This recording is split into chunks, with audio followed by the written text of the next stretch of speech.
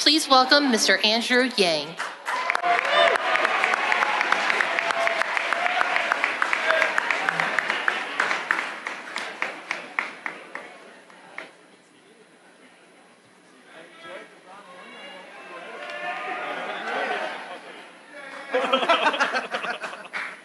Hello, members of the DNC. It's phenomenal to be here with you.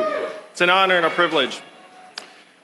It's a privilege because you all control the future of the country. It's why you wade through the rules and bylaws and credentialing to get to the good stuff. And what is the good stuff? The good stuff is answering the greatest question of our time. And I will say we have to get this question right. The question is, why the heck is Donald Trump our president? How did that happen? If you turn on the cable news broadcasts, you might get a cocktail of answers, some mixture of Russia, racism, Facebook, FBI, Hillary Clinton. But the numbers tell a different story, and I'm a numbers guy. The numbers tell a very clear and distinct story that the reason why Donald Trump is our president today is that we automated away 4 million manufacturing jobs in Ohio, Michigan, Pennsylvania, Wisconsin, Missouri, and Iowa, all the swing states that Donald Trump needed to win and did win. We are here together in San Francisco, the hub of technology, and what we did to the manufacturing jobs, we will now do to the retail jobs, the call center jobs, the fast food jobs, the truck driving jobs, and on through the economy. How many of you have noticed stores closing where you live? I know you're from all over the country. And why are those stores closing? One word answer, Amazon. Amazon soaking up $20 billion in business every single year. How much are they paying in taxes? Zero. Less than everyone here in this room. That is the math. 20 billion out, zero back. Most common job in most of the country is being a retail clerk. The average retail clerk is a 39-year-old woman making between $9 and $10 an hour. When her store closes, what is her next move going to be? When you call the customer service line of a big company and you get that bot, what do? What's your next move? If you're like me, you go 000, representative, human, until you get someone on the line, right? In 2 or 3 years, the software is going to sound like this. Hey, Andrew, how's it going?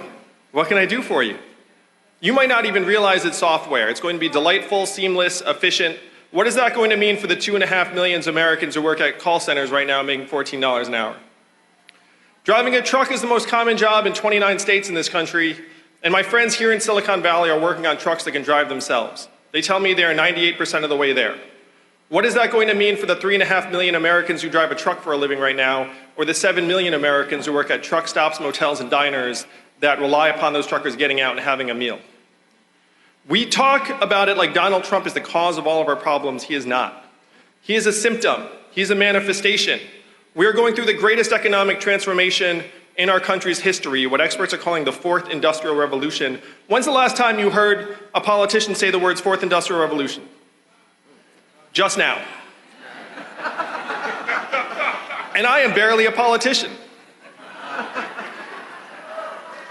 So the question is, what are the Democrats going to do about it? We have to make it known to our fellow citizens that it is not immigrants that are causing these problems. It is technology. Immigrants are getting scapegoated for something they have nothing to do with. So the question is, how do we solve this problem for the American people? We have to take a new vision to our fellow citizens as fast as possible.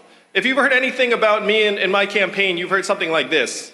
There's an Asian man running for president who wants to give everyone $1,000 a month. You remember hearing that? Remember the first time you heard that? Nothing quite like the first time, am I right? First time you heard it, it seemed like a gimmick. It seemed like there's no way that would ever happen. But if you dig into our country's history, you find this is a deeply American idea. Thomas Paine was for it at the founding of our country. He called it the citizen's dividend. Martin Luther King championed it and fought for it in the 60s, and it is what he was fighting for in the day he was assassinated in 1968.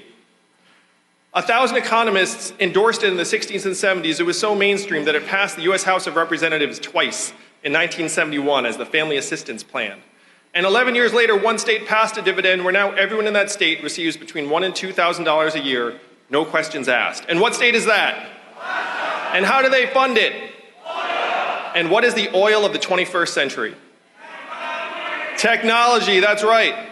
AI, data, software, autonomous vehicles, A study just came out that said that your data, our data, is now worth more than oil.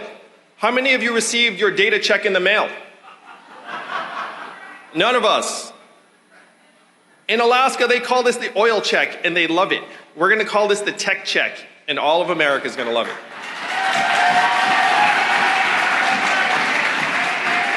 And I want you to think about what $1,000 a month would mean in our communities. It would mean stronger families, higher graduation rates, lower stress levels, less domestic violence.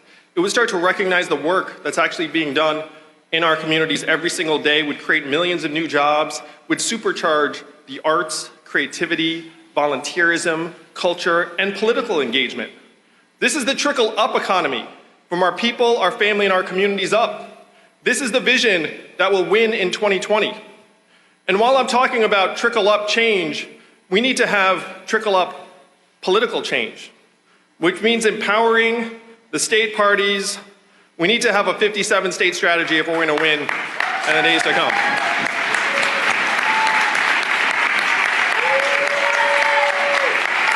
I get it. I'm an operator. The action happens on the ground. We have to empower people on the ground. We can't stop here with a trickle-up economy. How many of you were excited about GDP when you woke up this morning?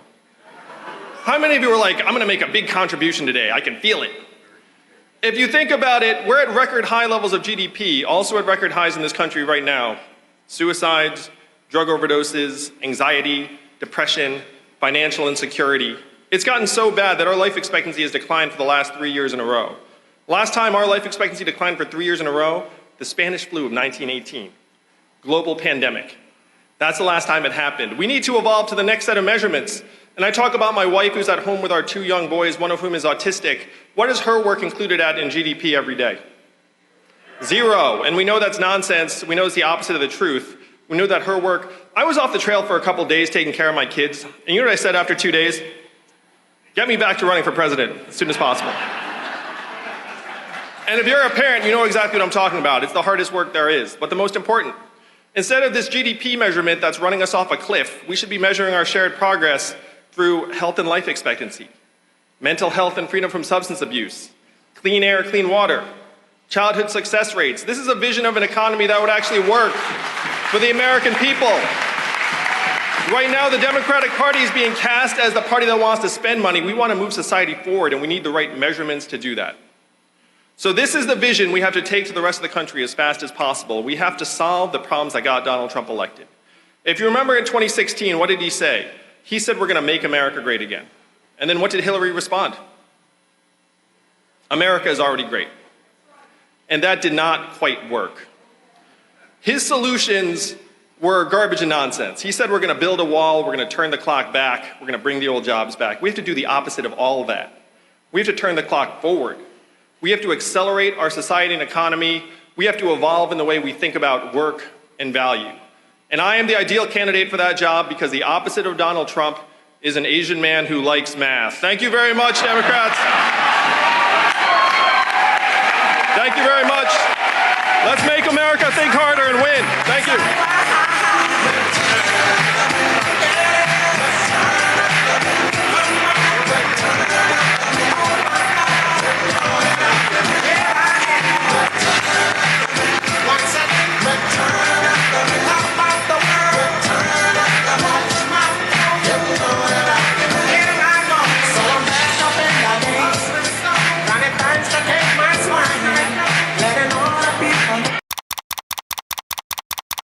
Yang Gang 2020.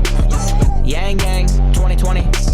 Yang Gang 2020. Yang Gang. Yeah, yeah. Yang Gang 2020. Yang Gang 2020. Yang Gang 2020.